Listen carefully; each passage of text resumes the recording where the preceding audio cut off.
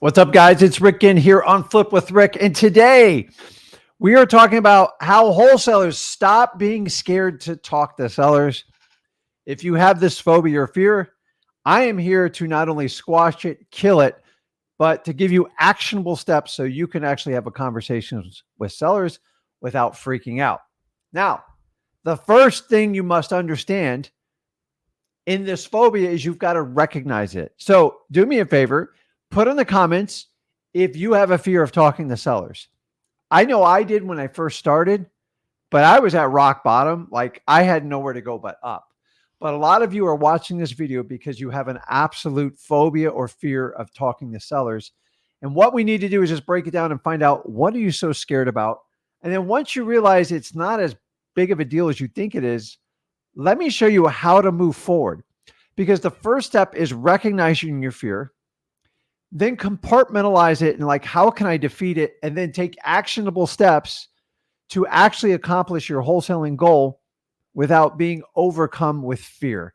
And I would say a majority of people on this that watch this secretly have some sort of fear deep down inside, especially if you're just getting started in wholesaling. Guys, I didn't admit it at the time, but like at some point we have to lose our ego and recognize what our biggest fear is. And what I'm going to teach you is the faster you take actionable steps to attack your fears is how you fix it. The longer you take, the worse and more power you give your fear, and it'll eventually take you out. So if you are struggling with this and you're tired of it, this is going to be the live stream for you. Now, I've got 21 years of wholesaling experience with dealing with sellers. So I'm going to tell you, I have seen every worst case scenario, and I'm going to break it down for you today because it's not nearly as bad as you guys think it is. I promise you, this will be extremely educational. I'm speaking from a place of I want to help because I've had hundreds of thousands of conversations. I've had some conversations go very bad, but honestly, guys, at the end of the day, I'm still here. And so if I can survive 20 years of ridiculous conversations with sellers, you can survive one day because all you have to do is take it one day at a time. It's real simple. So without further ado, let's jump into it. So guys, listen, don't be fearful. Like if you even put it in the comments, I'm not going to call you to the table to do it. I would love to role play with someone today, but that's up to you guys if you want to do that. So let's just start with what the basic problem is and why people fear why people fear talking to sellers. And it's simple. Number one, first of all, you've got to understand, the first thing you have to understand when talking to sellers is they're not going to hurt you. Like this is not a physical UFC match, although sometimes, boy, it'd be a lot easier. But the fear is words. And remember, the only person that can hurt you without physical violence is how you interpret the words. It is all your interpretation of when a seller tells you something of how it affects you. Does it hurt you? Does it scare you? Remember, only you can give every word a meaning. The only way that you can get truly offended or upset in life is you let somebody do it to you.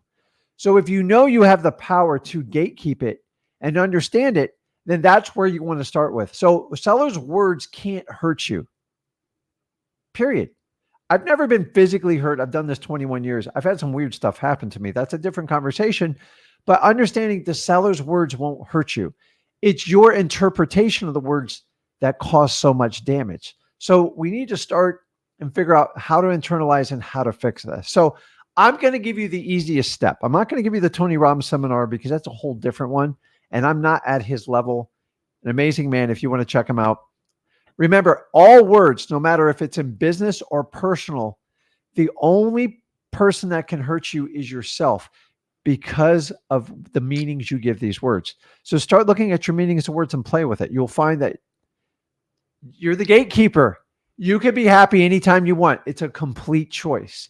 So number one, don't ever let a seller wreck your day.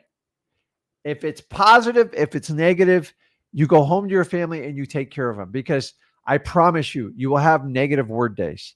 And I just move on. You have to shake it off as soon as possible. And you can't let it you can't simmer in the rearview mirror. So understanding that. So let's talk about wholesalers. Stop being scared to talk to sellers. You've got to stop struggling with this. Guys, I'm telling you right now, if you have this fear, if you do not overcome it as a wholesaler, you're going to be out of business due to lack of cash flow, period. So if you want to be a wholesaler and this is your commitment and you have a fear or you struggle with talking sellers, let's just rip the Band-Aid off right now. This is going to be your $5,000 course that every guru charges you. I'm just going to give it to you for free today, but you've got to pay attention because this all rings true. So we have to ask ourselves, where does fear come from? Now, I'm specifically talking about fear inside of wholesaling, which the number one fear from what everybody tells me on my live streams is, I don't know what to say. I'm scared to talk to sellers. That's fine. It's not that big of a deal. Slow down.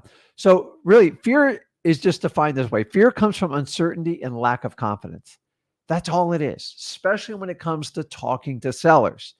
This presentation is geared around how to talk to sellers. Everybody wants to teach you how to get leads and do all that stuff. And me and Zach love doing that. But actually, once you get that lead and you got to engage the seller, if you do not master this skill right here, you're going to be crushed. I know what you're thinking, like, well, Rick, how the hell am I supposed to be good at talking to people if I'm uncertain and I have a lack of confidence?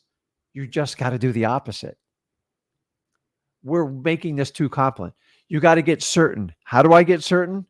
Go over to freewholesaling.com and start taking action to educate yourself on real steps that real wholesalers take to get deals under contract now. The education part is important. A lot of you guys get some bad information out there. It's up to you to decipher who you want to work with. I would find someone that's done wholesaling for a very long time because there is certainty and consistency. So many people came in this business 2013, 14, and they have never seen a dip in the market, and most of them aren't prepared for it. But remember, wholesaling, by the way, anyone who is mentoring you or teaching you says they got killed in wholesaling in 2021, 22, or 23, or even 24, it means they're not wholesaling. You can't get killed in wholesaling if you do the fundamentals of wholesaling. So make sure you decipher who you're getting your information from. Most of the time, those people are talking about speculations, fix and flips. Guys, you can go to traditional seminars for that. You can go to your A&E TV flip shows. It's all for show because 9 times out of 10, the investor is not in control of the profit. It's how good their construction crews are and how quick they can turn the profit. Yes, if you put it with good deals, it usually winds up well. But the reality, they have specialty people in there. They have project managers. I don't teach any of that. My specialty is teaching wholesaling. And the path to wholesaling is dealing direct with sellers and having real authentic conversations with them. That's how it works. So how do I move forward if I'm uncertain? I've already told you how to do that. freewholesaling.com. Number 2, lack of confidence. I'm here to tell you, all lack of confidence is, you ready for this? It's a lack of belief in yourself mostly. Now, let me give you a little tool for how to really fortify your belief. Everybody watching this show that has an interest in wholesaling, I love you, first of all. Number 1, I think you're amazing and you're a special person. But you all have a belief about wholesaling. Either Rick told you, Zach told you, somebody in the business told you. Phenomenal. I congratulate the person that brought you in the wholesaling, because even people I don't agree with that bring and attract people in the wholesaling to actually help sellers out, I think they are special people too. Even though I don't agree with everything they do, but that's how life is, and especially how America is.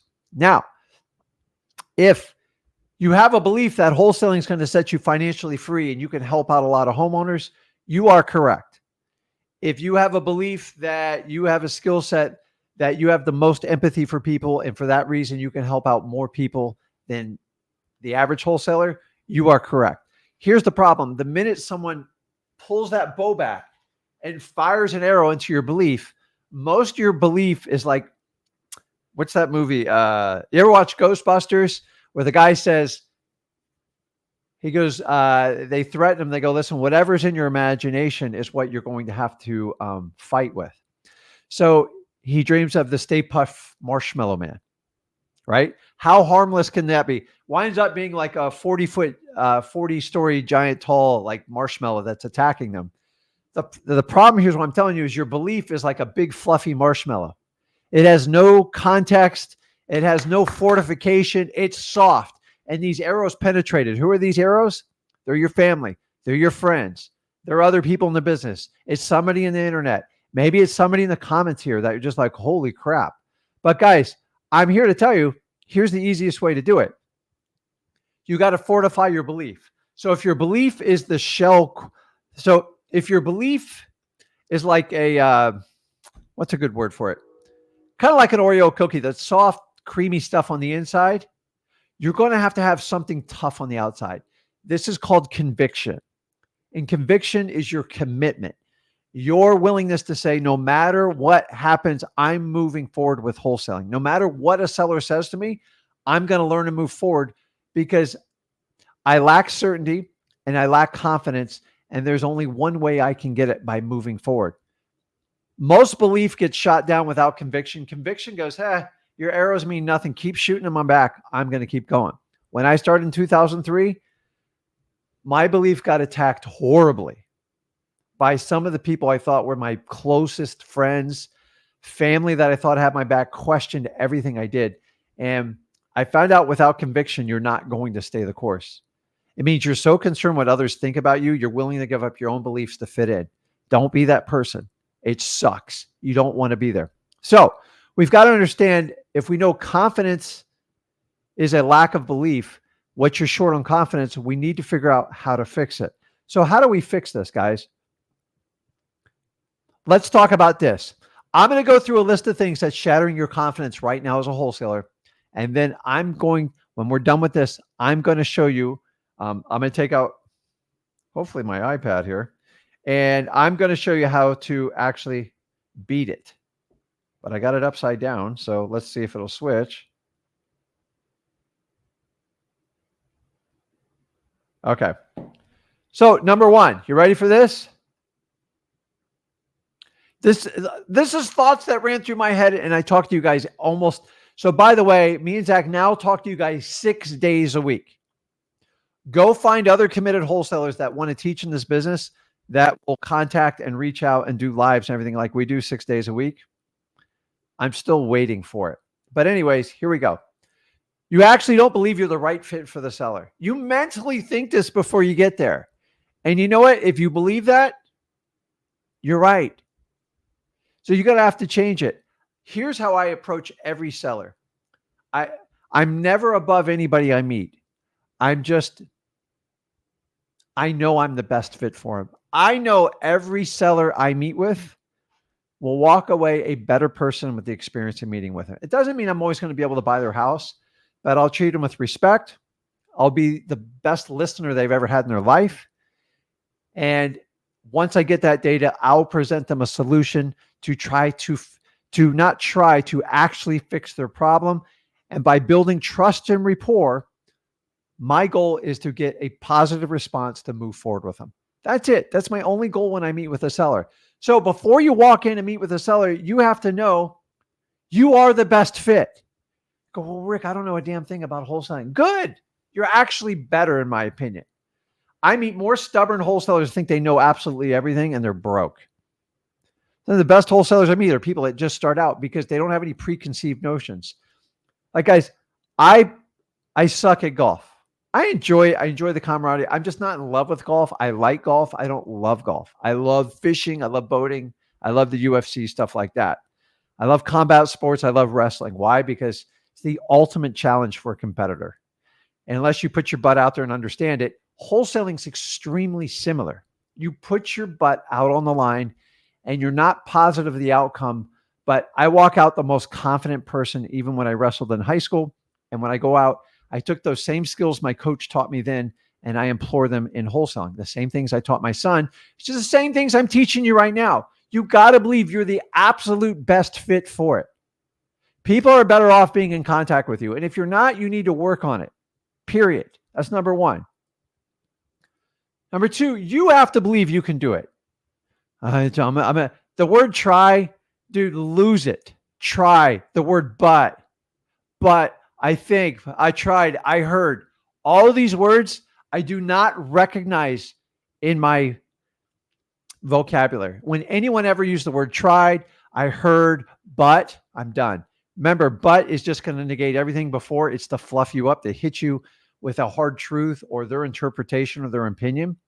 And I never let it waver how I feel.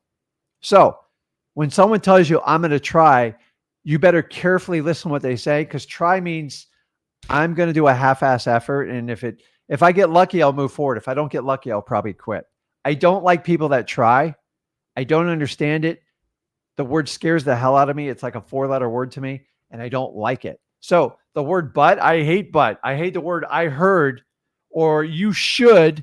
These are all like opinionated things that have no factual basis and will never help you in life. They're used to help you fortify your excuse, to make your ego right, to soothe you like a pacifier because you're scared and uncomfortable. Today, we're going to deal with that. If you can't believe you can't do it, then you're right. You can't do it. I can't convince you of that. Anything is possible. But I'm telling you, wholesaling is 100% doable, possible. But the minute you still, I don't think I can do it. I don't, get rid of it. Absolutely. Put in the comments, say, I can 100% do this wholesaling thing. It is up to you and nobody else. Please, guys, you got to understand that. Next one. This is a big one. I hear this all the time. You feel like you can't close the deal, like you have an imposter syndrome. Most of the time you feel that way because you're not comfortable with wholesaling. And remember, I always talk about being uncomfortable. Join the club, guys. I do deals right now that make me wildly uncomfortable because they're $10 million and up. I'm just not used to the extra zeros. It's just an extra zero. I went from $10,000 houses to $100,000 houses to $1 million houses, and now to $10 million commercial deals. And I'll probably do it all again whenever I get to 100 million. I'm not there. I'm learning. I believe I can do it. I believe I'm the best fit when I meet with these people. I just got to learn their language and understand their processes, because they get more advanced as you go up. That's the beauty of wholesaling. It never stops. It continues to grow. Now, do I feel like an imposter? A little bit, but I go along with it and I learn as I go. You're going to do the same. You are not an imposter. You're there to actually help people and hear them out. If you feel like you're an imposter from day one, you can't move forward. So you've got to shake that. The next one is, I don't know if this is just like realtors. I heard somebody say on the internet that I believe that you should get your real estate license because people take you more seriously. I have a counter argument to that. I don't think you take wholesaling seriously because you got your real estate license, because it's your backup plan. You guys ever met David Goggins? He says, burn the boats. I tell you in wholesaling, only get your license if you are forced by the state to do it, or you got legal representation that said this is the only way you can do it. There's very few places to get it. I will side with that. Anyone who tells you have to get your license because that's the only way to take you seriously, I'll bet you $10,000 they have a real estate license. Do you see the bias in that? Honestly, when I meet with wholesalers and they have their license, I really want to hear the story of why you got it. Now, here's one I accept. Listen, I started out being a real estate agent. I figured I can make more money wholesaling. I just kept it going. Okay, I'm fine with that. But you can't go around and tell people you got to get your real estate license to take you seriously, because here's how I know people are serious in wholesaling. They do deals. They consistently show up every day. They talk to motivated sellers. That's the ultimate checkbox for being a wholesaler. Getting your license means crap. You're just complying with the state. If you have to do it and you're in Illinois, fine. Past that, I seriously doubt that getting a piece of paper and passing a stupid little test makes you a serious wholesaler. But if you want to debate it, I'm right here. I have the opposite approach. When you have your real estate license, and you're a wholesaler, I always ask them, why did you do that? And 9 out of 10 of you said, somebody told me to do it. If you're that easily swayed, I'm not going to be a good person for you. Guys, you got to think with your own brain. Real estate license is designed for real estate professionals. We are in a completely different class. I'm sorry. We make a crap load of more money. Yeah, we put up a lot more crap, but I will tell you, the rewards are so much higher. So why do I want to stoop down and get my real estate license? I don't know. That's a different argument. So,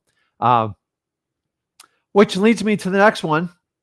You feel like they should list their properties for top dollar with a realtor. Well, once you get a realtor's license, you're going to be more prone to think this way because it's just like grade school. It's just like college. These realtor tests are designed to program you to follow the realtor's code and ethics. And by the way, some of the most unethical people I've ever met have a real estate license. Some of the most fraudulent people you've ever met, the biggest Ponzi schemes in America, have been from people who have law licenses, which is absolutely crazy. So I'm here to tell you, a license does not mean you're a good person or you're any more serious about a business. So if you're scared they need to list it with a realtor for top dollar, that's in your own head. Do you know there's sellers out there that sell me properties to this date? I just bought 2 this week. The houses are perfect. I want to move into them. I just don't want to relocate. They're that good. And if I followed this advice on my old thinking, I would have never even made a wholesale offer. And I remember telling the guy, I go, look, dude, your house is in great shape. And here's what I do. I just do the takeaway. Why don't you just go ahead and list it with a realtor? Now, why would I say that, guys? Why would I say that? Because I want to find out if he's truly motivated to work with me. Because if he's even considering listing with a realtor, I'm probably not going to be a good option. Here's what he said. I want to be done. I'm moving out in 2 weeks. I don't have time for this. My mom passed away in this house. I don't want to deal with it anymore. So it was a probate, a pre-foreclosure, and a tax delinquency. It's like a trifecta for me. It was beautiful. I knew the motivation was there. But as I went through my MCTP, I pulled it out. I'm not scared to throw the elephant out in the room. And you guys shouldn't be either. So stop thinking that every property has to be listed for top dollar. There's people that just want the speed and convenience of a wholesaler, but they don't understand it. That's why you have to go through a presentation with them and help them out. Remember, your job is to be a guide, not a salesman. There is no sales in wholesaling. I'm sorry. If you're going to try to sell someone, you're going to go up a rough creek. Okay, next one. Let's keep moving. I got a lot to go over here.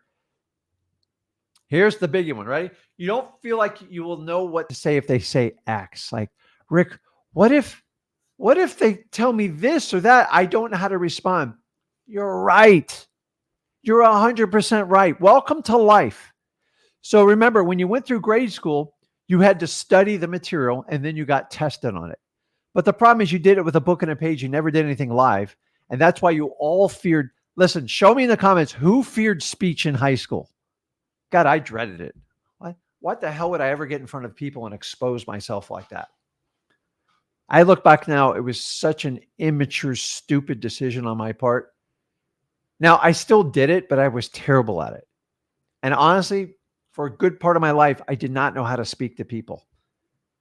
And a lot of you are suffering from the same anxiety you had in high school about speech. Guys, let me know in the comments, who ran like hell from speech? None of us wanted to do it. The last thing I want to do is get up in front and judge in front of our classmates. And it is planted a seed in your head. I used to shake violently. But you know why? It was an irrational fear. And here's what I did, guys. I let the fear grow. Huge for 10 years. What I should have done is recognize the fear, address the fear on how to fix it, and take immediate action. The faster you close that loop, the less power the fear has over you, and you can move on with your life. I had the same fear of a dentist. I still do to a point, but I manage it. I don't run from dentists. I deal with the dentist. But I used to get pain before they even open my mouth. Like, oh God, they're going to drill. They're going to do this. I'm not a big fan of dentists, but I'm older and dentistry was a lot different when I was a kid. But I'm getting off topic here because I got ADHD. I'm going to get back. Most of you are scared what the seller is going to say. Guess what? I'm going to let you know a little secret. You're not going to know every response the seller is going to tell you. This is part of the learning curve in wholesaling. Now, You can counteract this. Number one, go to freewholesaling.com. We teach you about the 5 main objections a seller can give you. Then you have to practice it. Then you actually have to practice under the gun, do like a role playing with me, Zach, maybe somebody in this live stream. And that's the best way to do it. Then you're actually going to have to do it with sellers. And you're going to have to work up that progression. It is called the journey of wholesaling. Here's the key. If you pay someone $100,000 to learn wholesaling, or I do it for free, which me and Zach do, you're going to go on the same ride. There's no instructor, no mentor, no coach that can do this for you. They just have to prepare you for it. So when I wrestled, I was more passionate about wrestling and football just because I felt I had more control in wrestling. Remember, in wrestling, I could control my cardio, my strength, but I still had to go through the journey and wrestle people better than me and get my butt kicked for 3 years. In football, I was extremely dependent on the fullback, the quarterback, the running back. Everyone did their jobs. And that's why I kind of like wrestling. You're kind of out on an island. But what I'm saying is my job, my coach's job, he said, listen, this guy is going to start right off the bat with an ankle pick on you. He's going straight for it. He's going to go to your left leg. So soon as he makes a motion, pull your left leg back and just do an arm drag, go to a single leg and do what you need to do. And I had to take the trust in it because you get out there and bam, just like he said, he went for it. And if I followed the instruction and it worked, guess what? I gained confidence. Now I know how to work with this guy. I know roughly what he's going to do, but I know how to react. So here's the secret. You're not going to know what every seller says, but you need to have a prepared response for him. This is where most of you screw it up. Stop trying to guess what they're going to say. Prepare for all 5 or 6 outcomes and then just practice them over and over and get rid of your ums and your buts. That's the secret to talking to a seller. But so many of you guys are taught that you need to know exactly what they're going to say and how it's impossible unless you got ESP. It's never going to work. So if we know that and we acknowledge it, we know how to deal with sellers.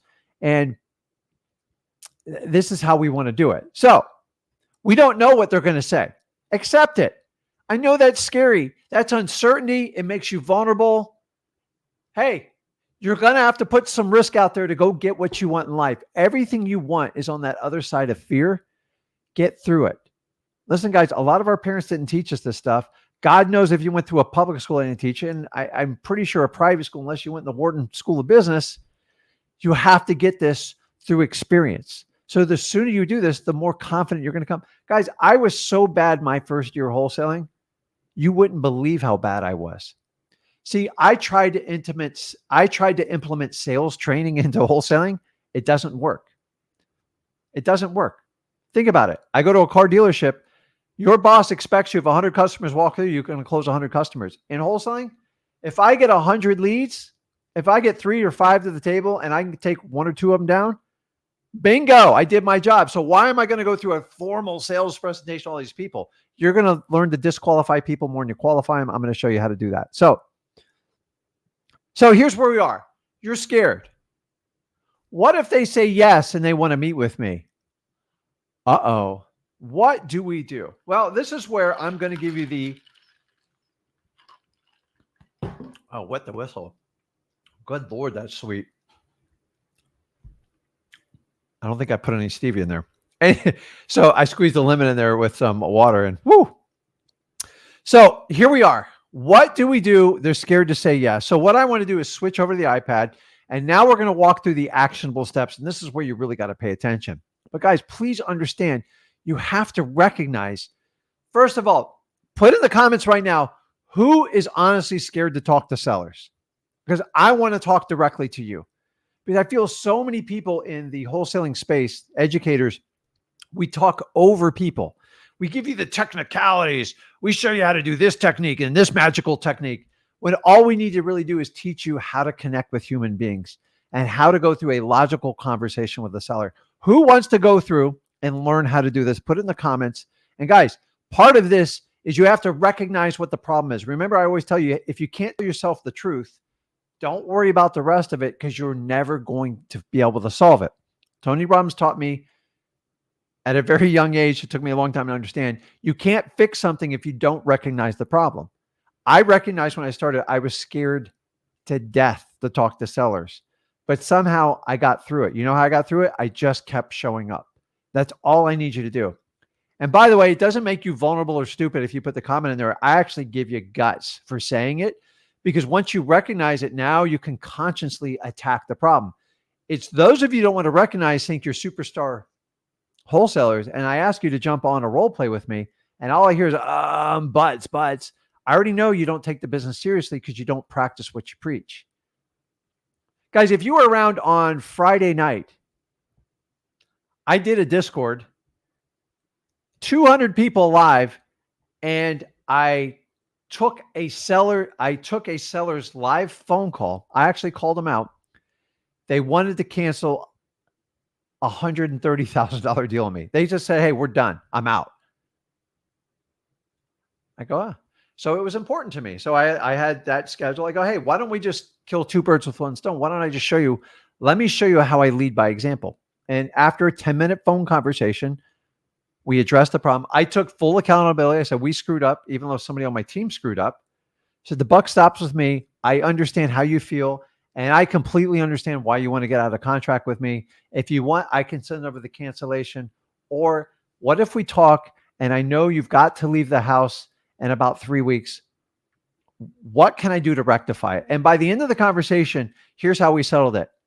He basically said, if you can pay my outstanding HOA lien, it was $850. He'll move forward the transaction. 130 grand. You guys think there's enough money to pay it there? Absolutely. Guys, I do these calls all day long. My team works it. And when they get stuck, they come to me. And that's how a good business runs. And that's how I'm teaching you guys. I want you to go out and have the conversations. And then when you get stuck, you come back on a live stream, or you join me on Flip with Rick Plus, or you jump on ZachDiscord.com, wherever it is. We are the most accessible wholesalers you'll find on the internet. Go to Wholesaling Houses for Real. Have one of my moderators help you out with that. Me and Zach constantly spend time on it.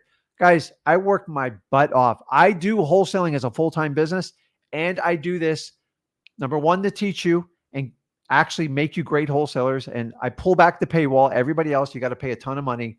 And we do live calls. Zach does live cold calling. And we just show you, we practice what we preach. And I want you to understand that. So if you're scared, let's move forward. I'm checking the comments right now. So let's talk a bit about this real quick. People go, I'm anxious because I'm an introvert. I have come to the conclusion, and Rami, I appreciate you putting out there, an introvert is a self-defined term that society gives you. Guys, for the longest time, I thought I was an introvert. Does anybody think I'm an introvert at this point? Now, I take a little bit to, I take a little bit to get started. So I'm the guy at the party that if it's not like a company or sponsored event or my family, I kind of keep to myself. I am more powerful in a room of people I don't know if I'm silent and quiet. Why? Because I can hear what everyone's saying. I immediately identify who I want to avoid: complainers, whiners, excuse seekers, people that use the word try, people that boast, brag, people that use their ego. I instantly filter the room so I do not waste my time. I've learned from much smarter people than me. Does that make me an introvert? Absolutely not. It makes me very smart. And so I want you to understand the word introvert, extrovert. People used to call Zach an introvert. Like, you got to be like, he's the complete. It doesn't matter. It is a self-defining label. And nobody's automatically an introvert or an extrovert. God made us all different. If you want to be in wholesaling, you're going to have to go out there and talk to people. And if you go, I'm an introvert, extrovert. I go, for the longest time, like, Zach was a very, very quiet child. Very quiet. You have no idea. I'm not going to say it, but like, he was an easy kid. He just didn't make a lot of fuss, played with his toys. So does that make him an introvert? He was very quiet. And then once he got in wrestling in high school, he became more vocal, like a lot of us do. And that's it. You learn to help people and you have a skill set. So do not get stuck with this introvert extrovert, because it's a ridiculous argument if you really think about it. So, okay, let me jump over to the iPad. Let's walk through actionable steps right now. And let's figure out how we can deal with this problem. So what I'm going to do is I'm going to split my screen up here. and hopefully my pen's going to work. And so what we need to do is let's just pretend we're just getting ready to talk to a seller. And this is what we do. So say you call a seller and basically you ask them, so you guys don't have to see all my atrocious handwriting. Just say the seller's interested in talking to you. So the first thing you have to do is qualify and disqualify. If you want to learn how to do that, go over to freewholesaling.com. Because most of the part, you're going to disqualify people through our MCTP. If you want to know more, go to freewholesaling.com. But what you've got to understand is I am not going to spend energy on people who are not interested in selling my house. So if I contact 100 people and only 3 are interested in talking to me, don't go into the spiel on the 97 that aren't interested. It's a waste of energy. It's a waste of time. And you're talking to deaf ears. And a lot of you guys still do it. You know why? Because you go to MLS, hide behind real estate agents. I'm not saying you can't get deals there, but as a starter, it's a really bad place to start. It's just going to set you up for failure. So once you find out someone's interested, you simply got to find out 2 main things. Ready? So number 1,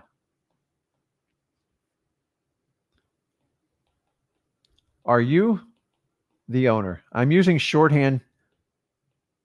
Everybody got that? Very simple discussion piece. Are you the owner? Why? Because if you're not talking to the owner, if you get done with a 10 or 15 minute spiel and they're not the owner, you just wasted your time. So if I got to make 100 calls, I've discounted 97 and I got 3 to play with, I've got to find the next layer of filtering to go through. So the first one is we're talking about, are you the owner? And number 2, which is this one's going to come down there, interested in selling. Now, guys, I'm just giving you the mechanical part. I'm not a guy who's ever going to tell you word for word what to say, because I believe you have to be authentic in the language that you use. And if you're not authentic in the language you use, sound like a freaking robot, and you might as well go sign up for one of these gurus AI, like we will find the leads for you. We will screen the leads for you. We will book the contracts and the appointments for you, and we'll close the deal and you'll never have to talk to anyone. If you guys believe that, probably just shut off this live stream right now. It ain't going to work. So once we know the 2 basic questions, that's it, guys. Are you the owner? Hey, do you have interest in selling the property? Are you interested in selling me the property? That's it. That's the ones where you get past the initial qualifications. That is my yay or nay. Does everybody understand that? It's simple. Don't complicate this. You guys have way too complicated scripts. Now, how you want to say these words, this is where you put your personality, your flair on it. Zach has a very particular way he says it. I have a completely different way. You know why? Because it's what makes us confident and certain. So you have to practice this. Here's what I don't want you to do. Please don't go out and practice with your sellers. Like live leads, it's very expensive and it's going to kill you when you do it. So vary it up so you don't sound like a robot, but like when it's essential, you got to answer 2 questions. That's it. If they can't get past these 2 questions, this is my filtering. This is where I'm going to disqualify almost most of the leads. Do you guys understand you are going to be disqualifying most people, and you don't need to spend this long-winded, what's the price? What's your motivation? If they absolutely have 0 interest in selling, you have to move past that lead. I know you go, oh, it's a dead lead. I'm going to make it happen. Come on, guys. Like, be smarter in that. You know how to do it. Now, once you do that, it's real simple. We now go into what we call MCTP. That's a C. Why? Because it's simple. Keep it simple, stupid. Period. I'm not calling anyone stupid here. I'm just saying we've got to keep it very, very simple. The more simple we make stuff, the better we do. So M's for motivation, C's for condition, T's for timeline, P's for price. End of story. So what we do is we go through the motivation and we just walk them through everything we do with it. And guys, this isn't rocket scientist. So when we do motivation, so here's how I like to do it. Tell me a little bit about the house. Shut my mouth and get them talking. Here's where you have to get away from. You have to get away from yes, no questions. If you start to become a robot and doing, is it 3 bedrooms? Yes. Okay. 2 bathrooms? Yes. This is not a conversation. It's purely transactional and you have to fix it. So the best way to do it is ask open-ended questions. The easiest way is start with an open-ended question and then let them give you feedback. And then now you can start a natural conversation. So if I have it, I have MCTP. It's just a math problem. So if we start off with motivation and they go, hey, listen, I have a rental. I haven't really taken care of it. It's gone south and the renters just move out. It needs some renovations and we're just kind of tired of it. The insurance has gone up and we're just not good landlords. And this, wow. Now, I'm going to tell you right now, here's the problem with motivation. Sellers do lie. I'm not going to even hide this from you. They're going to lie to you. So you're going to have a litmus test on how much they tell you the truth. I'm going to walk you through it today because you need to know if the seller's telling you the truth. It's actually easy. Lies get whole shot in it all the time because they're not consistent. Someone who lies makes it up on the fly to get them past that. But what happens? They go deeper in the hole to the point they get caught in their lies and they get caught. I give all sellers one free lie. Here you go. Here's a coupon for one free lie. And then I call them to it. So they told me, hey, it's a distressed house.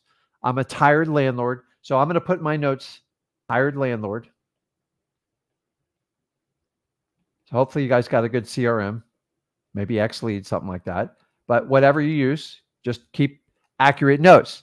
How do I know if they're a liar? I keep accurate notes in my CRM. Now, say I got to do a follow-up phone call and they go, yeah, we're moving out of the property next week, so it'll be good to go. I'll go, wait a minute. I thought you said you were renting the property out landlord. She's like, did I say that? Right then, I know I got a problem. And now I got to address it. Guess what? Most of you are fixated on why they're lying to you. That's not your goal here. I'm not here to make them feel bad. What's my goal? I want to get to the truth. I can only fix problems if I have the truth. When people lie to you in real estate, they try to carry it all the way to the closing table. Why? Because they want to get paid their money and they're scared if they tell you the truth that you might not follow through, might not even buy the house or buy it at a much reduced price. But if I knew the truth up front, I would have never made that type of offer. It is your job to seek the truth as soon as possible. A lot of realtors wait till the end to drop the time bombs on it. Wholesalers have to solve the problem up front. I love a seller that's brutally honest with me, and they are the easiest deals I can ever do. The hardest deals I deal with are the ones where they don't tell me the truth. I cannot honor that price if you don't tell me the truth. Then I got to dig through it. So motivation is the first one that I do. And I simply ask them, tell me about the house. Is it updated? I can use words like that. We talk about the roof. And then either they're going to glorify the property or they're going to usually break it down. Now, here's a simple technique when they go, everything's perfect, and you get the Facebook or Instagram answer, everything's perfect in my life. My hair always looks naturally good. Just my cheek always is reflective in the light. Everything's perfect. It's got white picket fence. I got crown molding. I mean, the house is amazing. I don't even have to clean it. It cleans itself. I go, oh, wait a minute. I go, sounds like the perfect house. Why are you even interested in selling? Shut up and see if you can get the truth or a response from them. Think about it, guys. Unless they have a logical answer, they have to explain it. Most of the lists we chase down are problematic houses. I want problems. The bigger the problem, the more money and the more people I can help out with it. So very rarely do we get perfect houses. In fact, sometimes I get houses, I have to look twice. I go, man, I feel like I'm being punked. But there are people that sell me perfect houses. It happens all the time. So the next one is, so guys, what I'm teaching you here is, I know you understand MCTP. What I'm trying to teach you is how to roll into the conversation. So I just went over motivate. I asked them the 2 qualifying questions.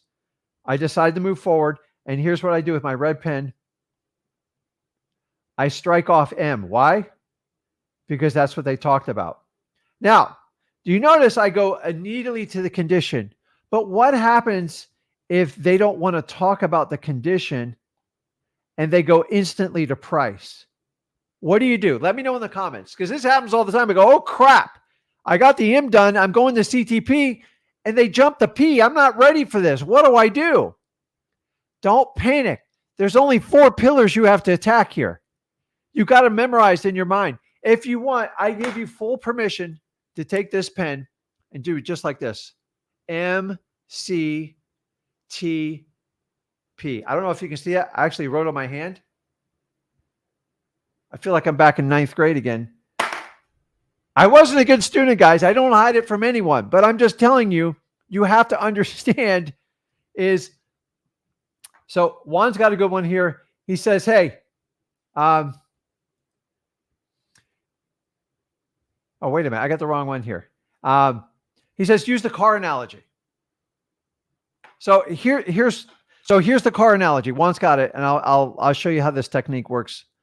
Zach's a big advocate of this one. I'm not as much, but hey, listen. Hey, John, I want to get to the price, but for me to give you the best offer possible, do you mind if I ask you a few questions so I can learn more about the property? That's how I do it. Here's how my son does it. Hey, John, have you ever bought a car you haven't test driven? No. He goes, well, why are you asking me to do the same? Let me just ask you a few questions and I can give you the best offer possible. Do you see how we play on it? Because the problem is, if you just get to price right off the bat, guess what? You are qualified to work at McDonald's as an order taker. I don't have nothing against McDonald's employees. They work very hard, but there's no relationship. It's, do you want the number 1, the 2, the 3, and do you want to supersize? And how much do you want me to clog your arteries today? That's the only conversation you need to have at McDonald's. Listen, it is what it is. I have nothing against anyone working there. I'm just telling you, don't wind up being a line employee.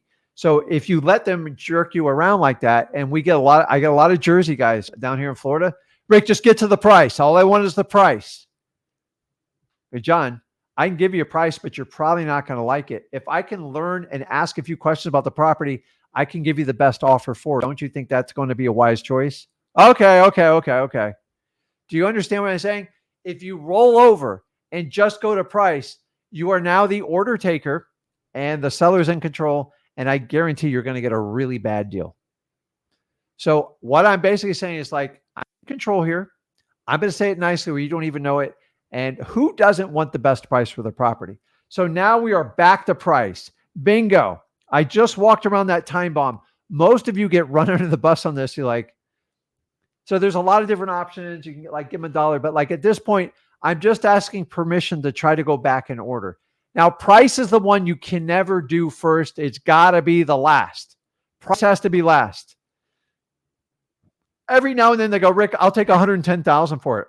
Okay, well, I'll put that on my notes, but let me ask some questions about the house. So make it as a note and move on.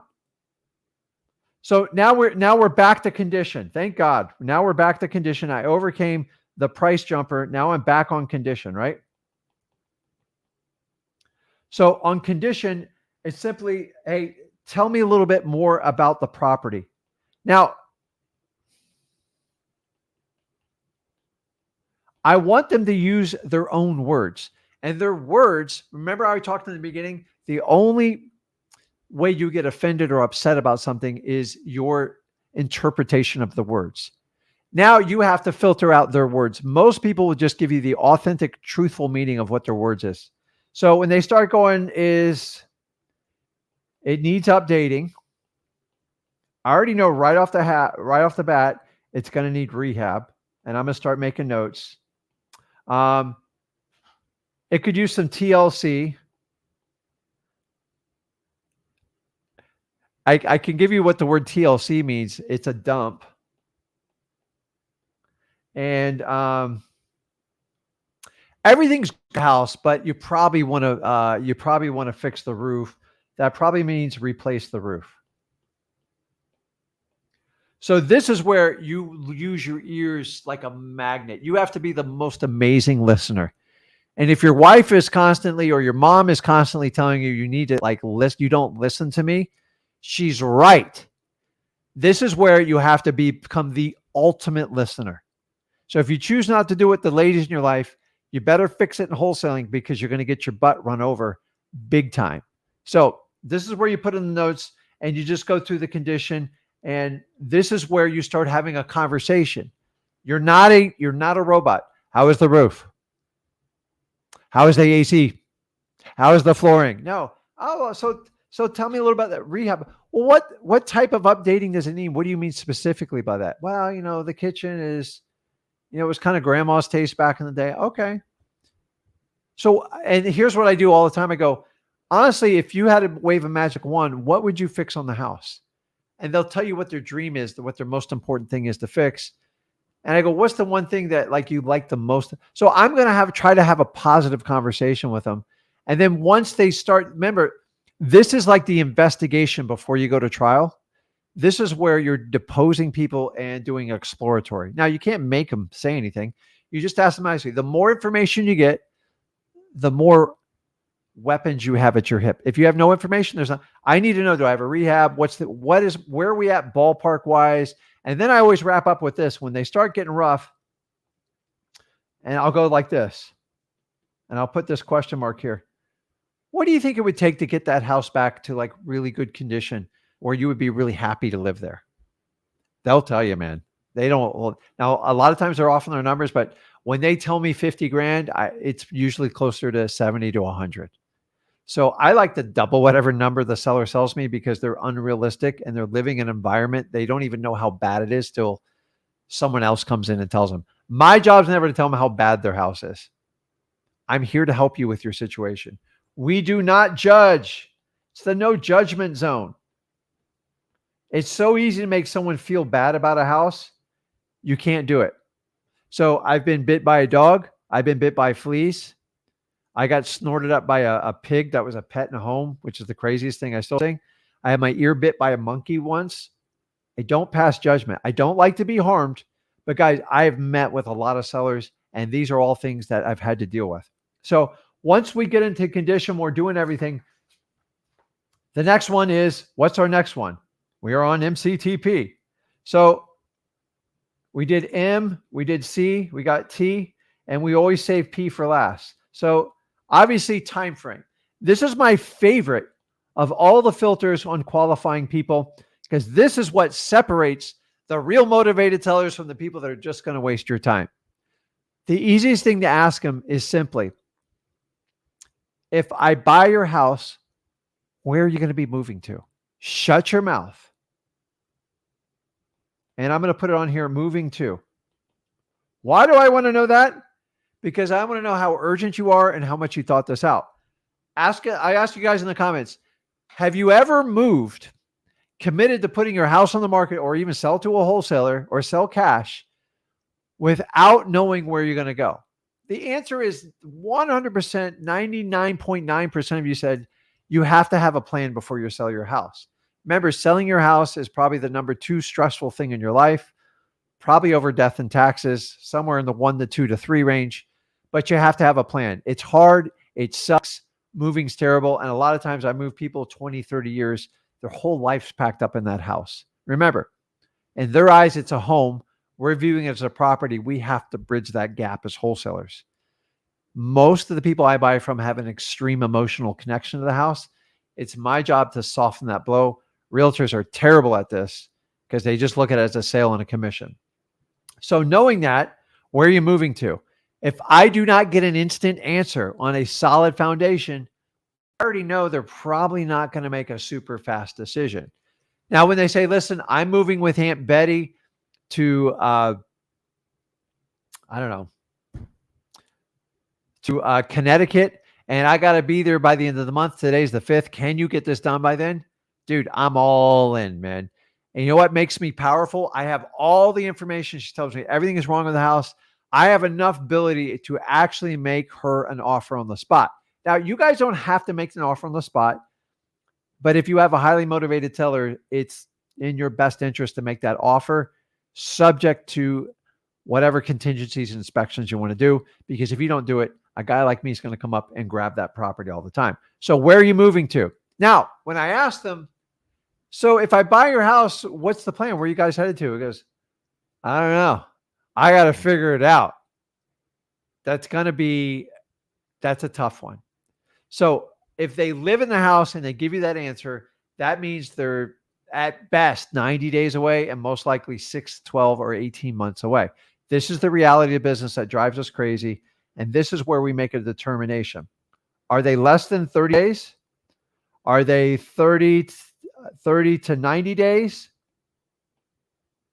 Are they 91 days to 180 days? Or are they 180 plus? And this is who I decide how I'm going to allocate my time in chasing these deals down. How do I do that? I have to have a CRM. I have to. Guys, do you know how many people are in my CRM that are loaded? Like, I got to tell you, though, I have so many 6 to 12-month people in there, but I always stay in front of them. There's someone always on my staff going, hey, remember we met 3 months ago? I have to do it. If you guys think you can do it by memory, don't do it. Have a very highly qualified CRM that will let you structure this so you can be really good at what? Follow up. Because 75% of your deals are going to come from follow up. Real estate is about timing. If you are prepared and you were right in the seller's face at the right time, you started here, but sometimes you got to be over here. You have to have a CRM to follow up. It is a huge, huge issue with that. So let's talk about this, guys, real quick. Let's talk about the biggest objections that you can deal with in real estate. And I want to simplify this because I got 3 million notes and I don't have time to go over like every one of them. And I want you to understand how this works. So we are on objection. So here's what I want to do. You guys put in the comments. Don't get me started on the divorce or hard deals, guys. I don't hide that from anyone because you got two people that are splitting their entire lives up, a lot of time kids. I'm not a huge advocate of divorce leads. I think they're very stressful, and 9 times out of 10, they do got to get top dollar because each one's so pissed at each other. So I don't know about you, but I went through a nasty divorce as a child, and I got to endure 40 years of my parents just constantly squabbling. So I don't like divorce leads. I don't really even push you guys to do them because one side wants to give it away and the other side wants $1 billion. And it's like, they seem very attractive until you understand you've got to deal with both parties. And when both parties won't even talk to each other, it usually takes a lawyer or a mediation person to get them to the table. And that's one I don't like. So what I want you to do, it ain't vodka, I promise you that. It's lemon and seltzer water. By the way, guys, I only drink water and like seltzer water. So I used to be have a huge Diet Pepsi problem, but I've worked it out over time. I just like the bubbles in it. So let's talk about objections because we got to keep moving here. So if you guys want to put objections in the column, I already have the ones that I know that always come up. Number 1, I'll get the ball rolling. Guys, a lot of times talking to sellers, think about the first time you had an interest in somebody. It was horrifying. Like, how do I go up and talk to them? It's the same thing. It's the same problem you had in your speech class. And now you're coming to the realization to get what I want. If I just took action in high school, I could have got so much further. That's a yes and a no. So let's start with the first objection. Who is this? Most of you just freeze. Like, crap. Who is this? What is he talking? Like, who is Chris? What are you talking to me? What are you doing? And I simply, my favorite line is, my partner drove by your house. I'm using abbreviated terms. I'm not spelling illiterate. Actually, I'm actually, the one good thing I did in life is I was very good at spelling. I was a very competitive in spelling bees, but that will never make you a dime in life. I promise you. I'd rather you just be a horrible speller and a great wholesaler. My partner drove by the house, thought it would be a good fit. We're buying houses in the neighborhood. And guess what? Your property on 123 USA Street seems like a great fit.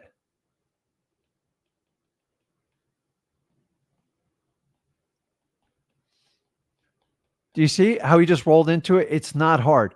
Who is this? Hey, my name's Rick, and then they'll go into the next one. How did you get my information? That's the other part.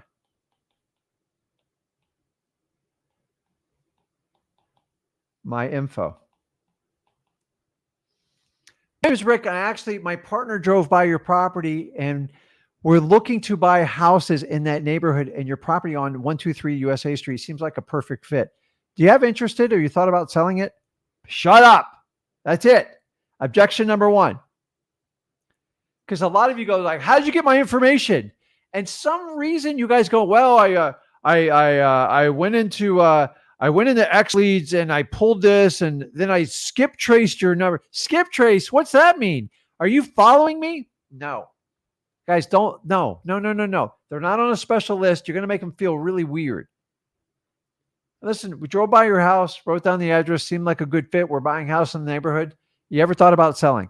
Simple conversation. That's it. Don't get into, you're on a special list and because you're on code violations. I don't understand. If you want to win the war, you got to win the battle. Do not make them feel less empowered. You are correct in what you're saying, but it's not going to help you out at all. So that's the first one. What else we got here? Let me see here. So Kevin goes, hey, what if they ask what makes it a good fit? We're looking to buy houses just like yours, which is a 3-2. We've bought some other houses in the neighborhood and we would like to expand. Have you ever thought about selling it? That's it. Like, guys, the reality is either they thought about selling it or not. Here's the one thing. I never, ever go down a tunnel with them. And this is a Bob Barker line. You ready? If the price is right, I'll sell anything.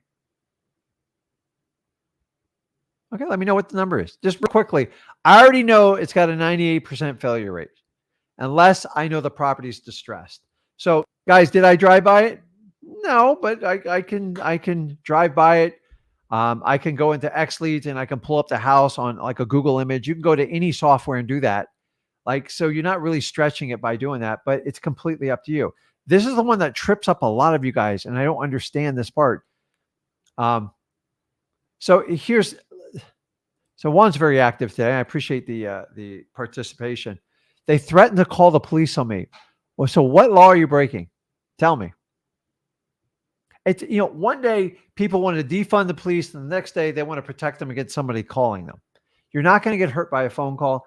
If that was the case, I'd be calling the police every 5 minutes, because a lot of you guys call me and I still answer. So guys, you have to understand, it's not against the law to talk to them. I'm not getting the DNC and all that other crap.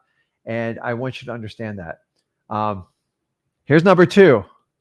Are you going to give me one of those low offers? Are you one of those types of guys or gals? Man, some of you go like, oh crap. What am I going to do? She knows I'm going to give her a low offer. And I simply ask them, what's a low offer to you? Why do I do that? I'm just trying to have a conversation to see if we can like crack the ice. Maybe they'll spit a number out to me. I don't know. We got to figure this out. This is all when we get to the price part at the end, because these are all the objections that hang you up. Next one. When can you close? This is the easiest one, in my opinion. The simplest one. Do you understand this? Hey, when can you close? You're looking for a script. Guys, we can close at whatever speed you need. So when do you want to close? That's all. I'm just going to volley it back to them. When do you want to close? I'm not moving into the house, so I can work with you. If you need 30 days, I can give you 30 days. If you need 3 months, I can give you 3 months. By this point, you should have already explored where they're going and when they want to be there. So I already have a catered answer to this. I'm all set. I already know she needs 90 days to get out. And a lot of times they're like, well, 90 days, most people aren't going to sit around for 90 days. I go, Beth, let me tell you this. The good news is I'm not moving into the house. So like a traditional sales and real estate, I can fix with you. If 90 days makes you comfortable and will solve your problem, then I'll be there for it. What I'll do is just set the contract for 90 days out. And if you want, if you just give me ample notice, at least 10 days, we can move that closing date up. And what I'll do is call it on or before. That way we're covered either way. Does that sound fair to you? Guys, that's all I'm doing. See, the thing is, your objections, you should already have preloaded questions based on your exploratory when you qualify them. If you go through MCTP, you already have a built-in objection reaction to it because you already know what they want to accomplish. So when someone goes, hey, can you close in like 2 weeks? Listen, guys, the reality is most people, if they're living in the house, they can't get out of there. On average, it's 45 to 90 days. So these quick closes, there's wholesalers will go out there and tell you, I can buy your house with you still in it. I'm not one of those guys. I can do it, but I don't want to ever insinuate that you still own the home because it's predatory in nature. And I see a lot of problems going on in the business with that. And you've got to understand this. So then the one where you guys are mostly uncertain is when they go, how does the process work? And if you got to understand is if they know it's just not you, because a lot of people think we go down to the courthouse, we sign a deed over and you get a bag of cash. So here's the really cool is I have a team I work with. We first start with the title company. This is a third party that basically will take the deposit and they act in everyone's best interest to facilitate the closing, to do any type of prorations, to figure out taxes, to get the final payoff for your mortgage, and they handle the whole thing for you. And honestly, if I take care of all the expenses, I'm going to take care of that for you. And once I have this contract solidified, they're going to reach out to you immediately to get some information from you and let you know how the process works. They are licensed and insured. I love working with them because they work on your behalf as the seller. And I would not do this without a professional that's licensed and insured to handle the title work. So all the paperwork is done correctly. All the signatures are notarized and everything gets recorded on public record. Just like you traditionally sell a house, we're just helping you handle the whole paperwork. Do you have any questions about the process that maybe I can give you a little bit more clarity? Once again, I'm having a conversation with them. If you go into this, have a conversation, you cannot be a robot. And these are the biggest things that are always going to come up. Now, let's talk about when we get to price, because this is the last one, price, right? So we've stricken off MCT and we're down the price. So I'm going to tell you, I have a different methodology than most people do this. I don't use the word price. I don't use the word offer. So here's the ones we are never going to use. I'll put them in green. Offer, price, ask, bid, big no-nos. Remember, if you truly want to seek out people's motivation, you have to find the right words to get the outcome you want. How do I do that? Let me show you how to do it. You've got to find people that need to sell their house versus people that want. People that want to sell their house, this is where people that need to sell their house, I'm going to use words like get, need, how soon. Let me give you an example. Hey, John, what do you need to get from this property so you can move on with your life? Simple. Okay. I'm also going to have words especially if somebody's living in the home, I'm going to avoid the word home. I'm going to avoid the word house because it's just too personal. And remember, the biggest problem we have with people who live in houses for a long time, it's an emotional thing. For God's sakes, they mark their kids' growth charts on it. All of you can remember the day that the house you were brought up to with your parents. Good or bad, you remember it. I have a floor plan burnt in my head as a child. Who doesn't have, like, I think it's like me. I'm like a little bit crazy, but it's truthful. I could right now walk in my front door and walk all the way back to my bedroom in my head. I can rehearse it. I know it step by step. I've often contemplated by buying my home I grew up in, but it's a little bit weird. It's a little bit out there, but it's crazy. So when we get the price, I'm going to use words like get, need, and do that. Now, I've taught you on how you get price. It's simple. When you get the price, this is the point where we teach you to go for no. I'm not here to teach you to go for no today, but if you want to learn more, just go over to freewholesaling.com, which I'm going to put on the bottom here so you guys don't think I'm crazy, because I believe the fundamentals of wholesaling will save you. So it's on the bottom here. Now, okay, let me jump back in my screen. There we go. So the first thing is I'm going to go for no. You have to have massive rapport built up. So here's simply I say, hey, John, what do you need to get for the house? Here's what John's normally going to say to me. Rick, I don't know. You came here. I thought you were going to give me an offer. John, I know you don't know exactly, but if you had to guess, what do you think you and your wife would need to move on away from this property? Shut up again. Every time they serve the ball, I'm going to put it back over in their court. Now, when John still doesn't, I want to get a number from John just to gauge where I can go. If John doesn't answer the question twice, I'm going to have permission to give him a massive low offer, and I might upset him with it, but it is what it is. This is how negotiations work. And this is the point where I say, John, I tell you what, if you had to guess, what do you think that number would be? Rick, I don't know. I said, John, you're leaving me no room. What if I just offer you 80 grand? Are you crazy, Rick? That's like half of what we expected. John, tell me what the number is. Help me help you. Because at the end of the day, all I want to do is buy your house. It's got to work for you and it's got to work for me. I need to know where we are. And if we're too far away, I will shake your hands. I will help you get the house sold. Maybe it's not the best buyer for it. But if you're truly interested in selling the property with the issues you showed me, because there's a lot of them, I want to see if we can put a deal together today for you.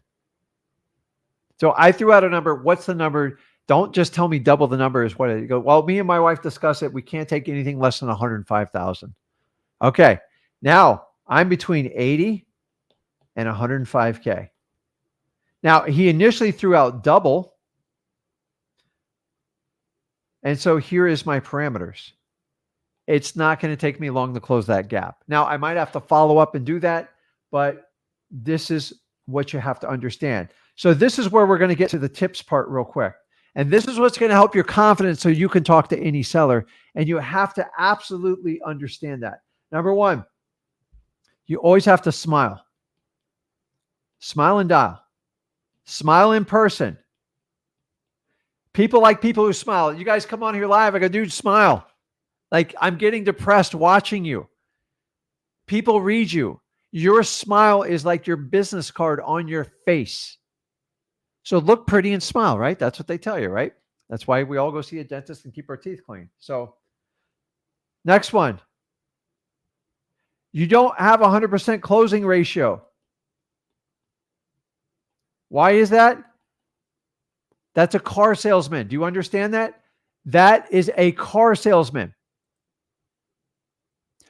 When 100 people walk through the dealer, the general manager or the general sales manager says, Rick, I expect you to have a shot at closing all 100 of them.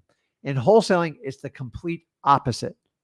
I get 100 people in, I kick 95 out the door, 97. I have 3 I work with. I get 1 or 2 under contract. I don't waste effort trying to close people that want to sell their house. It's a waste of time. I've tried it, guys. I've tried it till I turn blue. Put in the comments the people that sit here and just chase properties down on MLS. It sucks.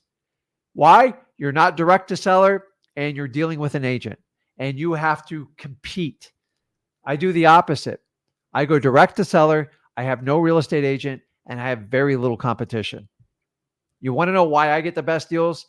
I have no problem getting 6-figure deals off of single family houses. Is it every deal? Absolutely not.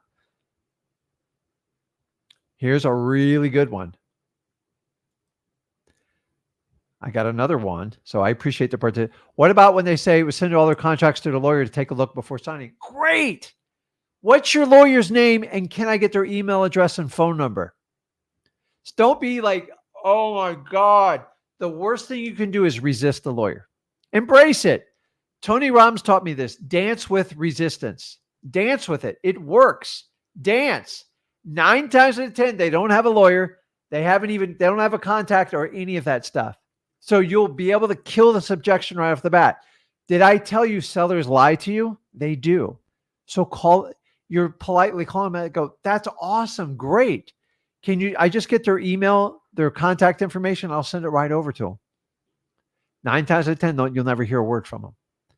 And then when you do it, the ones I've actually sent to a lawyer, they wait weeks on end just to open it up. And they go, it looks okay to me. Like they're very generic about how they answer this stuff. Listen, it doesn't take a lawyer to look over just a simple real estate contract. People do it because they're uncomfortable with you. And once again, you have to get to the truth. I'm happy to send over to a lawyer. What is their contact information? They go, well, it's complicated. I just need an email and a phone number.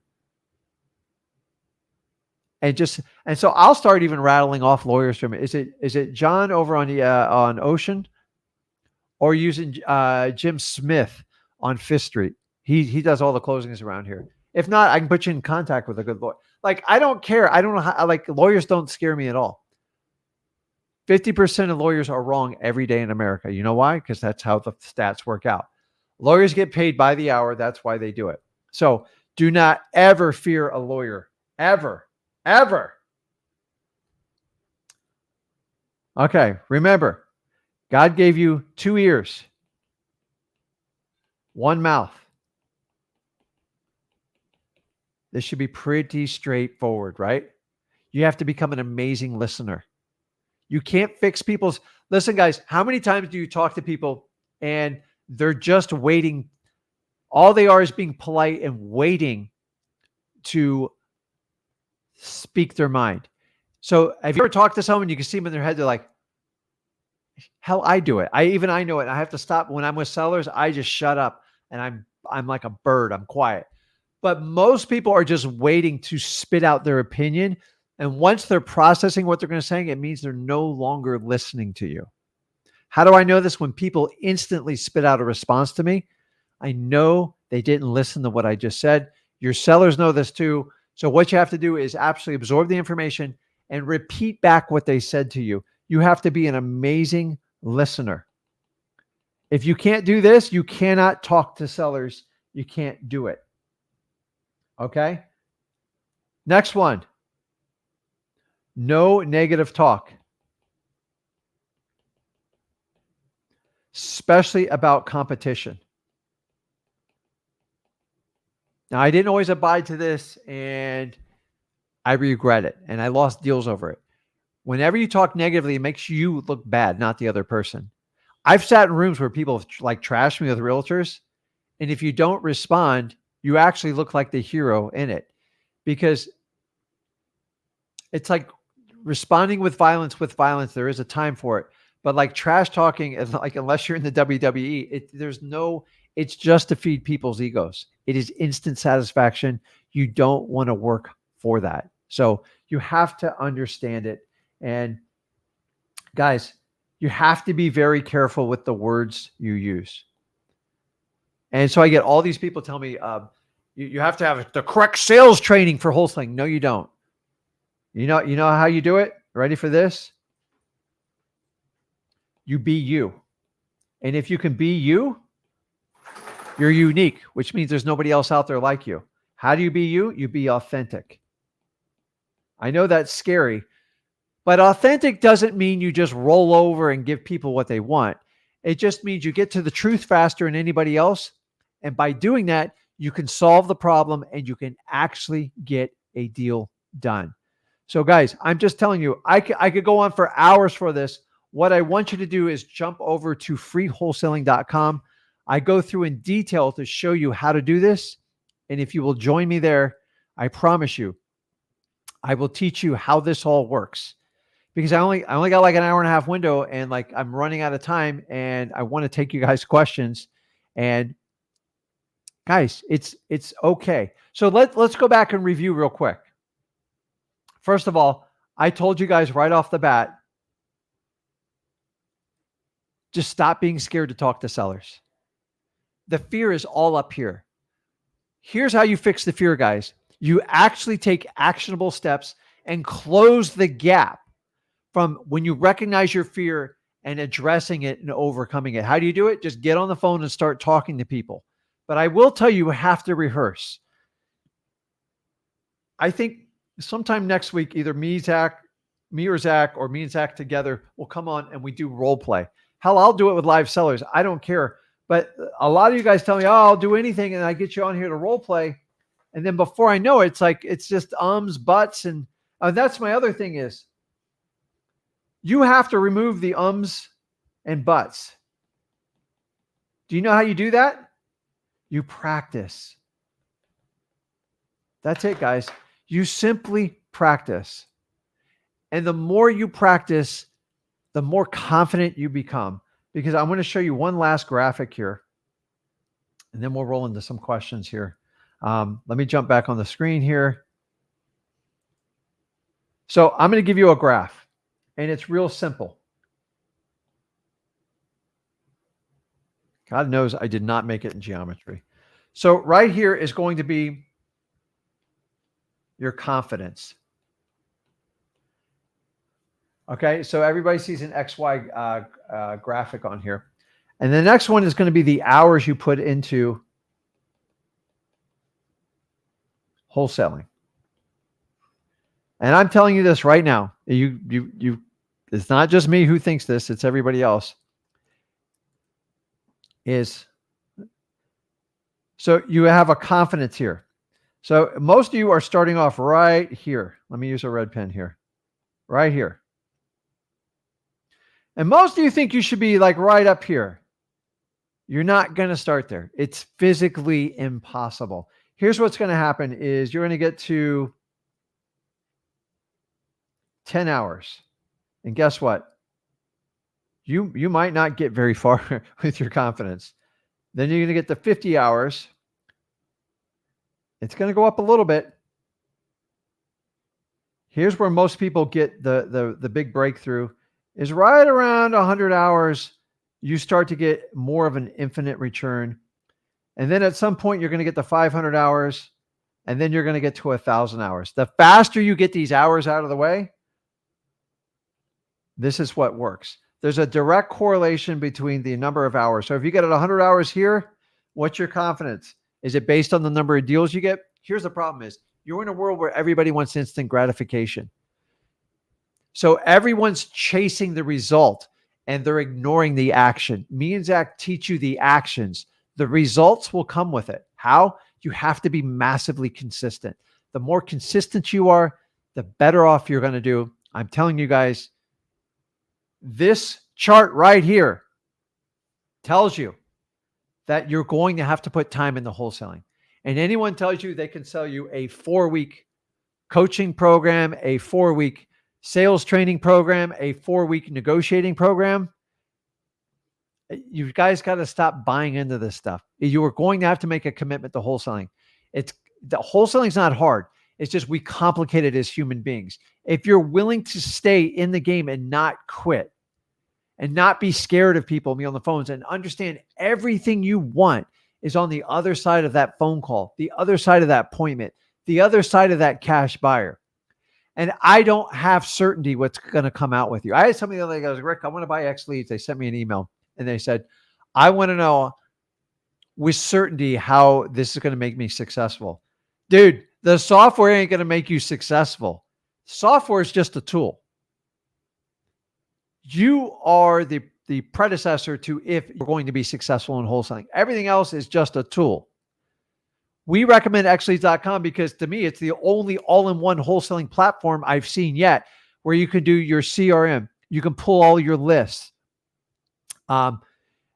It's endless what you can do. You can do a Driving for Dollars app in it. You can do your dispo in it. Like it never stops. We have a power matching option. Guys, If you guys wanted to get dispo software before, you had to go buy it separately, and it was anywhere from 500 to $3,000 a month. So if you guys want to check it out, go over to xleads.com. It's really cool. And this is the company me and Zach have founded, and we handle everything within it. It's a very powerful thing. We've been working on this for over a year, actually 2 years in the planning stages, and we decided just to go ahead and move forward with it. So every now and then I do guest appear on the support calls and leads. And by the way, every Saturday at 10 a.m. Eastern time, we do an X Lead support call. You can check it out there. And we love it, dude. I've just got 3 monster deals off of X Leads, and everyone's using it. And we want everyone to give us feedback on it. And listen, it's something new and you have to learn to do it. But I understand wholesaling. I think I'm one of the top wholesalers out there. Number one, I've been doing it for the long. I'm not the richest wholesaler financially wise, because I really enjoy being with my family and spending time. I do not spend all day in an office, but I will tell you this. I know exactly what a wholesaler needs. I'm tired of having 5 and 6 windows opened up. If you're tired of doing that and you're tired of paying, if X Leads cannot give you a pay raise by consolidating all your services together, don't buy it. I'm just telling you, we cut out a lot of the stuff and we make you the affiliate, and the game's got to change. So we talked about the gurus. I think we've accomplished what we need to do, that we gave you guys options. So the next thing is give you options, because we wanted it in our business. We fought for the last 2 years. So we have consolidated everything. So the really cool thing is you can sit your JV deals internally with me and Zach, and we get to them faster. It saves us time, and it's much more efficient. And that's how we do a lot of our partnerships. And we've even offered an X plan where you include the Flip with Rick Plus into it. For the first time, you pay one simple fee. You can pay it for the year and get a 50%, get a big discount on it, or you can pay it monthly and go along with it. Remember, you should not be going in and out of a software for a month or two. That is bad business, and you're just wasting time and money. If you don't want to commit to it, don't do X Leads, because I'm looking to work with people in the long run, and we could do our training, our platforms. And my favorite thing to do is pull lists and show you guys how to organize them. And then we can follow up on your CRMs, and then you guys can share leads and do whatever you want. So check it out there, guys. And that's it. So if you guys are on Flip with Rick Plus, give me about 5 minutes. I will jump on that one, and we'll go from there. So I appreciate you guys. Let me clear my screen here. What else did I have? I think that's it, guys. So if you have anything else, if you have any questions, guys, make sure you do me a favor. Make sure you smash that like button. Make sure you're subscribed to this channel, for God's sakes. Being subscribed is how we can influence more people in this business and help out more people. So I appreciate you guys. You're on Flip with Rick Plus. Give me 5 minutes. I'll be over there. If you guys want to learn more about Flip with Rick Plus, just go to flipwithrickplus.com. And that's where we partner with communities to help them become aspiring wholesalers and actually give them real actionable steps to get stuff done and help them solve deals while they're working on them. So guys, I appreciate your time. Stop being scared to talk to sellers. I'm telling you right now, it's all in your head. You have everything you need. You just got to implore it. Number one, recognize it. If you're scared of it, recognize it, write it down. Number two, take the plan to fix it and take the steps. The sooner you do it and you close that time gap, the more effective of wholesaler you're going to be. And you will change the projection of not only your life, of everybody you love that's gathered around you. I made the decision 21 years ago. You've seen the effect it's had on my family, my life, and on yours. And I do not take you guys for granted. This is why I always talk to the wholesaler that really is trying to get deals and get it going, because too many people are talking over your guys' heads. We need to get you guys deals. We need to get you help. I don't want to scare and confuse you, but you're going to have to work. That one, me and Zach will always tell you the truth. So we'll see you guys on Thursday. I'll be back over here with Zach, and we'll be on Flip with Rick. I'll see you guys. Have a good one. See you.